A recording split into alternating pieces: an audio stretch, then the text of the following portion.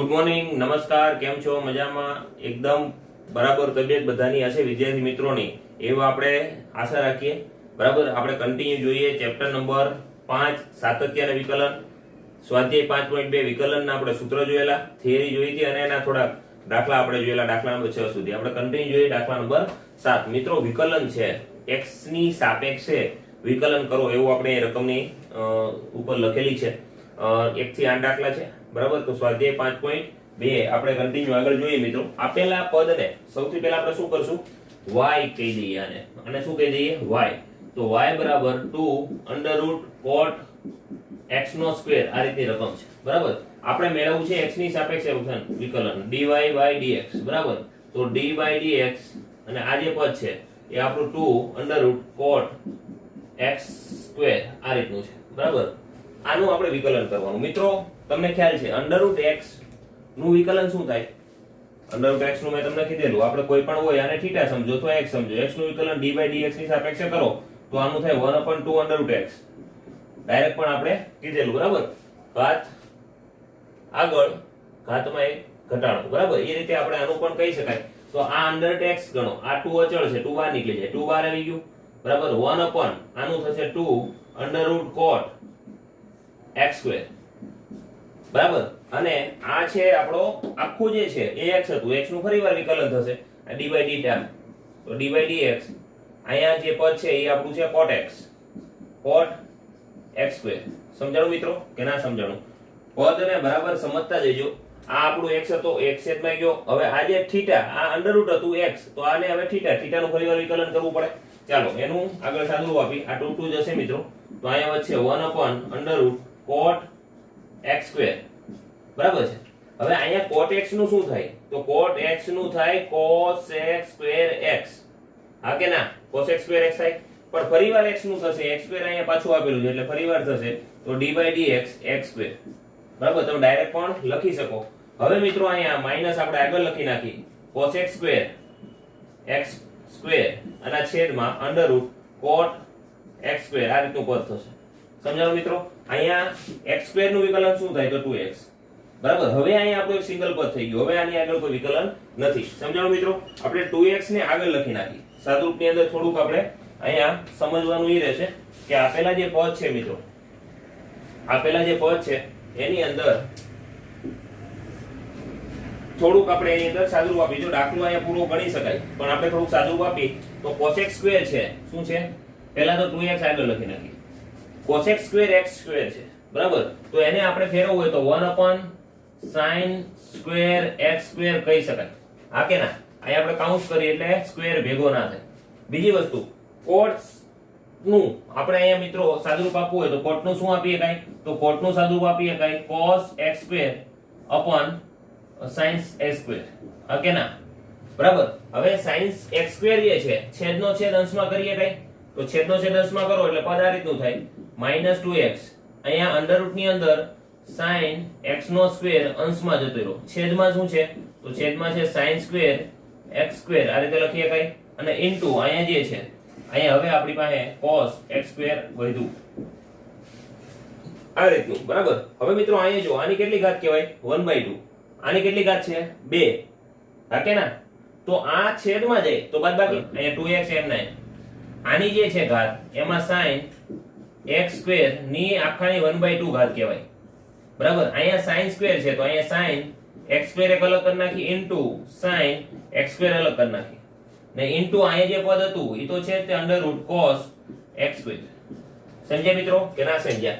અહીંયા 1/2 ઘાત છે, 1/2 એક વાર ઉડી જશે તો 1/2 વધશે, તો -2x m9 અંશની અંદર 1 એટલે અંશમાં 2x ના છેદમાં શું આવ્યું? 1/2 એક વાર જશે તો √sin x સ્ક્વેર આવી જશે, ને ઇન્ટુ અહીંયા sin x સ્ક્વેર તો હતું જ, ને અહીંયા √ ની અંદર cos x સ્ક્વેર છે.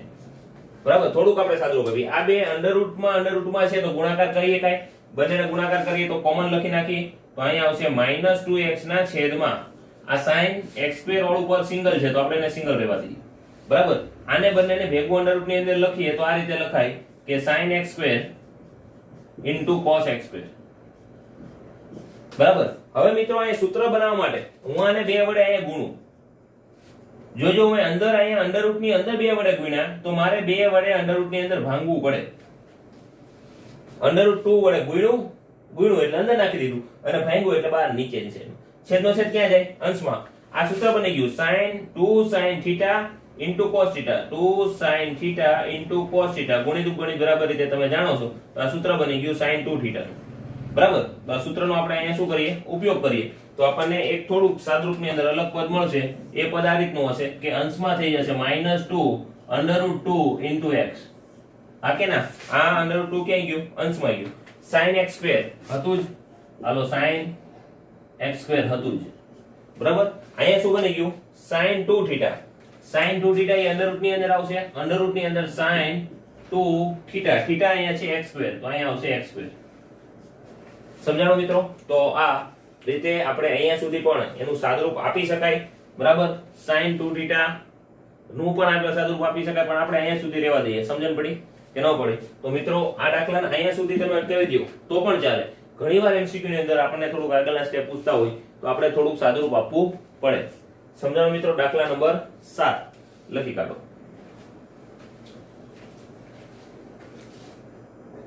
દાખલા નંબર 8 છે cos √x. બરાબર છે. ગભરાવાની જરૂર નથી. સૌથી પહેલા y લઈ લઈએ. y. હવે આનું વિકલન dy/dx x ની સાપેક્ષે. અહીં લખશું dy/dx cos √x. ચાલો, cos θ નું વિકલન શું થાય? c નું થાય -sin. બરાબર છે. તો અહીંયા થશે -sin θ. અને ફરીવાર θ નું તો dy/dx √x. ચાલો, -sin √x. અહીંયા જે છે √x નું શું થશે? તો 1/2 √x. બરાબર છે. તો અહીંયા આપણો જવાબ આવી ગયો -sin √x ના છેદમાં 2 √x. એકદમ સિમ્પલ છે મિત્રો. આ તો દાખલા નંબર 8. સમજાણું મિત્રો કે ના સમજાણું? વિકલન એકદમ સરળ છે મિત્રો, પણ જે નિયમ છે એ નિયમ બરાબર આપણે જાણવું પડે. તમને cos θ પૂછ્યું હોત તો -sin θ, પણ અહીંયા √x છે તો √x નું ફરીવાર કરવું પડે. આપણે 2 3 જેટલી વાર આગળના પદ આપેલા હોય એટલી વાર આપણે અલગથી એને કરવું પડે. સમજાણું? આગળ જોઈએ દાખલા નંબર 9 લખી કાઢો. નમસ્કાર મિત્રો, આગળ જોઈએ દાખલા નંબર 9. સાબિત કરો કે f(x) mod x - 1 x belongs to R રેખિત વિધેય x 1 આગળ વિકલનીય છે. મેં તમને થિયરીની અંદર કીધેલું મિત્રો કે કોઈ વિધેય સતત હોય તો એ વિકલનીય હોય એવું જરૂરી નથી. વિકલનીય હશે તો એ સતત હશે એવું આપણે કહી શકાય. તો આપણે થોડુંક અહીં સમજીએ મિત્રો, અને સાબિત કરવું છે વિકલનીય નથી. બરાબર. તો આપણને ખ્યાલ છે મિત્રો કે કોઈ વસ્તુ વિકલનીય હોય એનું વિકલન આગળનું x 1 આગળનું ડાબી બાજુ ને જમણી બાજુનું મૂલ્ય એ કેવું હોવું જોઈએ? સતત અથવા સમાન હોવું જોઈએ. આપણે જે પ્રમાણે સાતત્યમાં જોયું હતું. તો અહીંયા સૌથી પહેલા આપણે અહીંયા એક આનું વિકલન જે છે f(x) એનું સૂત્ર તમે જાણો છો કે limit h tends to 0 f(x + h - f(h) upon h નું મૂલ્ય આગળ એનું ડાબી બાજુ અને જમણી બાજુનું મૂલ્ય કેવું થવું જોઈએ? સમાન થવું જોઈએ. કયા કિંમત આગળ? x બરાબર કઈ આગળ ચેક કરવું છે?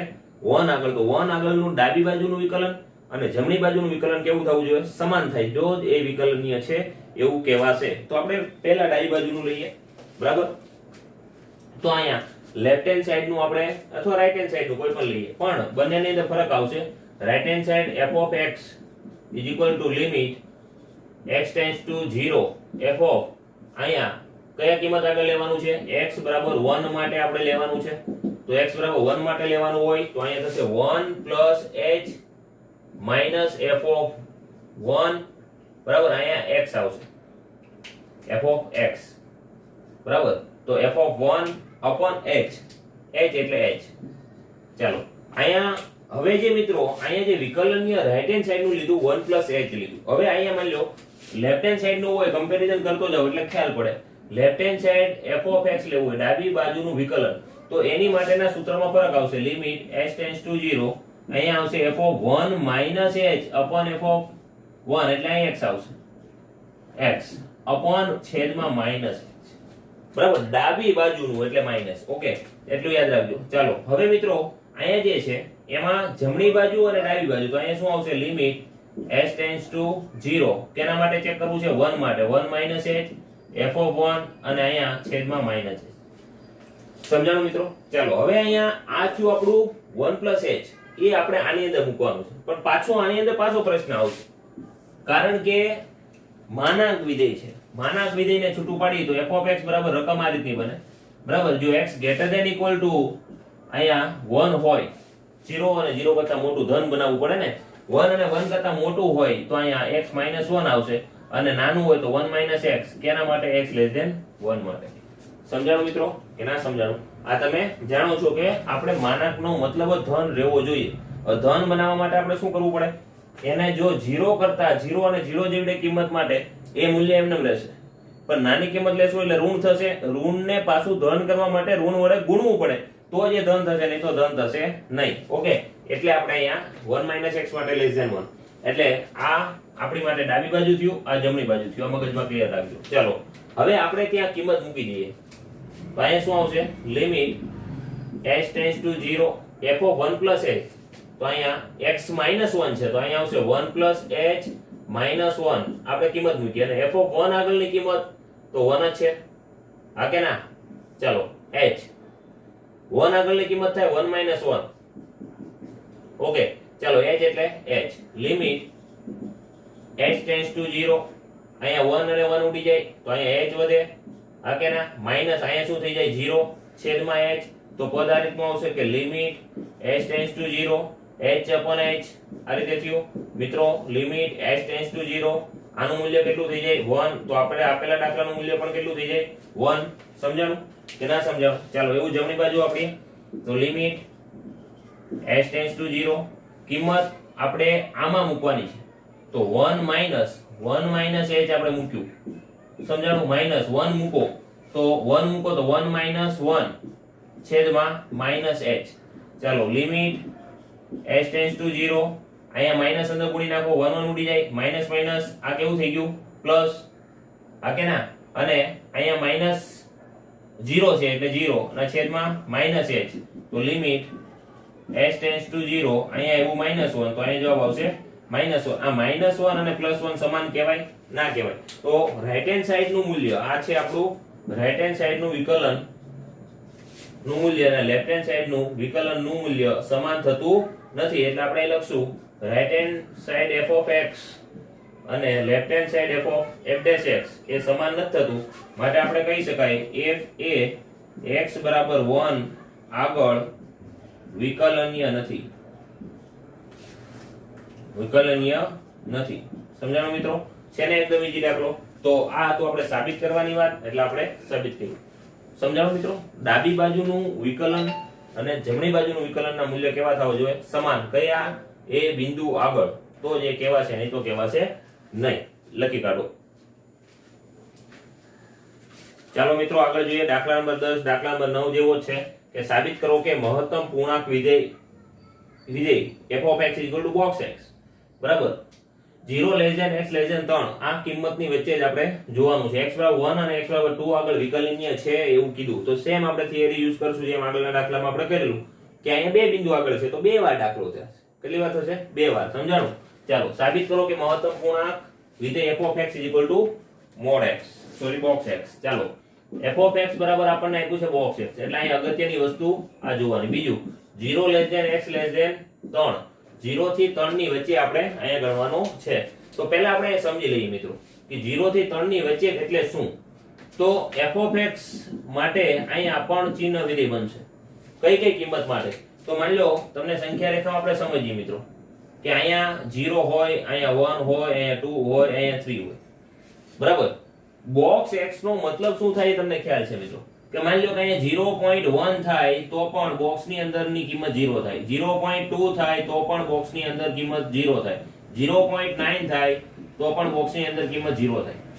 એક જ્યાં સુધી ના આપણને ત્યાં સુધી એની બોક્સની કિંમત હંમેશા એની કરતા નાનામાં મોટો પૂર્ણાંક, એનાથી નાનો પણ એમાં મહત્તમ પૂર્ણાંક.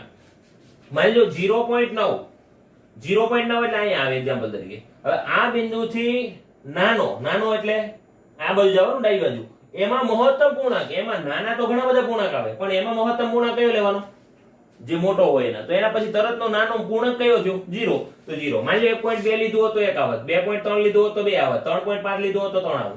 જ્યાં સુધી 4 ન પહોંચો ત્યાં સુધીના બધા જ ડાબી બાજુ ગણાશે બરાબર એટલે અહીંયા એક નો લ્યો એના સિવાયના બધા 0 માં જશે બે પૂર્ણાંક ન થાય ત્યાં સુધી બધા 1 જશે 3 ના થાય ત્યાં સુધી બધા 2 જશે આનો મતલબ આવો થાય તો મિત્રો આને આપણે 0 થી 3 ની વચ્ચે વ્યાખ્યાયિત કરવો હોય તો કઈ રીતે થાય તો 0 કિંમત આવશે ક્યાં સુધી કે જ્યાં 0 x 1 થાય ત્યાં સુધી 1 x 2 ન થાય ત્યાં સુધી કિંમત 1 આવે 2 x 3 ના થાય ત્યાં સુધી કિંમત 2 આવે આ રીતે આને આપણે અલગ રીતે વ્યાખ્યાયિત કરવો પડે તો જ આપણે એને વિધેયની અંદર કિંમત મૂકી શકશું નહીં તો મૂકી શકશું નહીં મગજમાં ઉતરો મિત્રો ચાલો x 1 માટે હવે આપણે 2 માટે વાત કરવાની છે x 1 ને x 2 માટે તો સૌથી પહેલા આપણે કોના માટે વાત કરીએ x 1 માટે x 1 માટે દાખલાની વાત કરીએ તો સૌથી પહેલા આપણે એની અંદર બે ભાગ પાડી લઈએ બરાબર ડાબી બાજુનું વિકલન આગળની કિંમત અને જમણી બાજુની વિકલન આગળની કિંમત આપણે મેળવશું તો right hand side f' x સૂત્ર હતું લિમિટ h ટેન્ડ્સ ટુ 0 અહીંયા f ઓફ 1 પ્લસ અથવા x પ્લસ આવશે x plus h minus f of x છેદમાં h લેફ્ટ હેન્ડ સાઈડ માટેનું f' માટે આપણે કેવું હોય તો limit h tends to 0 f of x minus h f of x છેદમાં માઈનસ h આ રીતે આપણે ચેક કરશું બરાબર ચાલો સૌથી પહેલા અહીંયા જમણી બાજુ માટે ચેક કરી તો લિમિટ h ટેન્ડ્સ ટુ 0 કયા કિંમત આગળ ચેક કરવાની છે તો આપણે કરવી છે સૌથી પહેલા 1 આગળ તો અહીં મૂકી દો f of 1 plus h minus f of 1 અને અહીંયા આવશે h ચાલો વિધેયની અંદર 1 પ્લસ h મૂકો વિધેય છે બોક્સ x અહીંયા 1 પ્લસ h મૂકો 1 પ્લસ h નો મતલબ શું થાય 1 તો હતું જ 1 પ્લસ માની લો 0.5 લીધું તો 1.5 થશે કે નહીં તો એકમાં તમે કંઈ થોડું વધારે મૂકો અહીંયા 1.5 મૂકો એક્ઝામ્પલ તરીકે તો 1.5 માટે પણ મહત્તમ પૂર્ણાંક કોણ આવવાનો એક જ આવવાનો ને 1 થી 2 ની વચ્ચેની કોઈ પણ કિંમત માટે જવાબ કોણ આવશે 1 તો અહીંયા આપણો જવાબ આવશે લિમિટ h ટેન્ડ્સ ટુ 0 1 અને f ઓફ 1 આગળની કિંમત તો 1 જ આવશે h એમને રહેશે તો અહીંયા આવશે લિમિટ h ટેન્ડ્સ ટુ 0 અંશમાં થાય 0 છેદમાં h 0 ના છેદમાં h તો 0 જ રહે લિમિટ h ટેન્ડ્સ ટુ 0 અહીંયા આવશે 0 આનો જવાબ 0 સમજાણું મિત્રો તો અંશમાં 0 તો આખું પદ 0 તો 0 સમજાણું ચાલો રાઈટ હેન્ડ સાઈડ માટે વાત કરીએ સોરી લેફ્ટ હેન્ડ સાઈડ ડાબી બાજુ માટે વાત કરીએ તો limit h tends to 0 f of 1 minus h minus f of 1 છેદમાં માઈનસ h ચાલો લિમિટ h ટેન્ડ્સ ટુ 0 એકમાંથી ઓછું 1 માઈનસ h તમે અહીં મૂકો તો f ઓફ 1 માઈનસ h આ રીતે આવશે 1 માઈનસ h તો અહીંયા આવશે બોક્સની અંદર 1 માઈનસ h એકમાં કંઈક ઓછું એકમાં કંઈક ઓછું એકમાં કંઈક ઓછું એટલે ડાબી બાજુ જો ડાબી બાજુ એટલે જવાબ શું આવે 0 તો અહીંયા 0 એક આગળની કિંમત 1 માઈનસ h ચાલો limit h tends to 0 minus 1 upon minus h minus minus ઉડી જાય તો limit h tends to 0 minus minus ઉડી ગયું તો 1 અપોન h ચાલો 0 લિમિટ છૂટી પાડીએ 0 મૂકો છેદમાં તો કેવું થઈ જાય અવ્યાખ્યાયિત થઈને શું લખાય ઇન્ફિનિટિવ તો તમે જો જમણી બાજુ 0 ડાબી બાજુ ઇન્ફિનિટિવ તો આપણે એવું કહી શકાય રાઈટ હેન્ડ સાઈડ નું વિકલન અને લેફ્ટ હેન્ડ સાઈડ નું વિકલન સમાન નથી માટે f એ x 1 આગળ વિકલનીય નથી સમજાણું મિત્રો કે ના સમજાણું તો છે ને જેમ આગળનો દાખલો ગણ્યો તો એમ ડાબી બાજુ બિંદુ આગળનું વિકલન જોયું જમણી બાજુનું જોયું બંને સમાન થાય તો એ વિકલનીય છે નહીં તો નથી આમે આપણે અહીંયા સાબિત કરવાનો હતો બરાબર તો આને આ દાખલો સેમ ટુ સેમ આપણે x 2 આગળ વિકલનીય નથી એમ ગણવાનો થાય તો ફટાફટ આપણે ગણી નાખીએ x 2 માટે બરાબર સેમ સૂત્ર સેમ પદ્ધતિ બરાબર તો અહીંયા રાઈટ હેન્ડ સાઈડ f' હવે આપણે ડાયરેક્ટ સૂત્ર લખી શકાય મિત્રો અહીંયા આપણે લખશું 2 તો અહીંયા શું આવશે limit h tends to 0 2 plus h minus f of 2 upon h સમજાણું ચાલો લેફ્ટ હેન્ડ સાઈડ માટે left hand f' 2 limit h tends to 0 અહીંયા શું આવશે 2 minus h upon f of 2 upon minus h બરાબર ચાલો પહેલા ડાબી બાજુ જમણી બાજુ ગણી નાખીએ તો અહીંયા આવશે limit h tends to 0 2 plus h 2 કરતા વધુ તો એ મહત્તમ પૂર્ણાંકમાં પોતે ને પોતે કેવું થઈ જાય 2 થઈ જશે બરાબર -2 એટલે 2 અને અહીંયા h. ચાલો લિમિટ h ટેન્ડ્સ ટુ 0, 0 ના છેદમાં h, તો લિમિટ h ટેન્ડ્સ ટુ 0, અંશ 0 તો પદ 0 તો મૂલ્ય કેવું આવશે 0. ચાલો એવું જ આપણે અહીંયા ગણીએ કે limit h tends to 0, f લખતા ભૂલી ગયા હતા. ચાલો f ઓફ 2 માઈનસ h એટલે 2 જ આવશે કે 2 કરતા ઓછું ને, 2 કરતા ઓછું એટલે 1 આવશે અને અહીંયા 2, અહીંયા minus h. Limit h tends to 0 -1 upon minus h, limit h tends to 0, અહીંયા આવશે 1 upon h, 1 upon h limit છૂટી પાડો તો અહીંયા આવે ઇન્ફિનિટિવ. તો આપણે જમણી બાજુ અહીંયા પણ 0, ત્યાં પણ 0, અહીંયા ઇન્ફિનિટિવ, ત્યાં પણ ઇન્ફિનિટિવ. તો આપણે એવું કહી શકાય કે રાઈટ હેન્ડ સાઈડ f'2 આગળની કિંમત અને લેફ્ટ હેન્ડ સાઈડ f'2 આગળની કિંમત સમાન નથી. એટલે આપણે એવું કહી શકાય f એ x બરાબર 2 આગળ વિકલનીય નથી. સમજાણું મિત્રો? તો આ દાખલા જોઈએ આપણે f એ x બરાબર 1 આગળ પણ વિકલનીય નથી અને 2 આગળ પણ વિકલનીય નથી. આપણે એને થિયરી બેઝ આપણે એને સાબિત કર્યું. બરાબર છે? આ સાથે આપણું સ્વાધ્યાય 5.2 અહીંયા પૂર્ણ થાય છે. હવે આપણે જોશું સ્વાધ્યાય 5.3. એ પણ એકદમ સરળ છે. આ સૂત્રનો આપણે ઉપયોગ કરવાનો છે. થોડાક દાખલા અંદર પેટર્ન બદલાશે, કોઈ ગભરાવાની જરૂર નથી. પેટર્ન બદલાય, ગભરાવાની જરૂર, વિકલન જ હોય. આ દાખલામાં 9 અને 10 બે જ અલગ હતા, બાકી બધું આગળના દાખલા તો આપણે વિકલનની રીતે જોયા. સમજણ પડી બરાબર કે ના પડી? તો નેક્સ્ટ લેક્ચરમાં મળશું મિત્રો નવા સ્વાધ્યાય સાથે. ત્યાં સુધી આપણે આ દાખલા ગણતા રહ્યો. એક્સ્ટ્રા દાખલા મળે પણ એની તમારે પ્રેક્ટિસ કરવાની. બરાબર? ના સમજાય તો સ્કૂલના WhatsApp નંબરમાં તમારે WhatsApp પર દાખલો મોકલીને કરી દેવાનો, એટલે આપણે એ દાખલાનું સોલ્યુશન તમને મોકલશું. ઓકે, લખી કાઢો.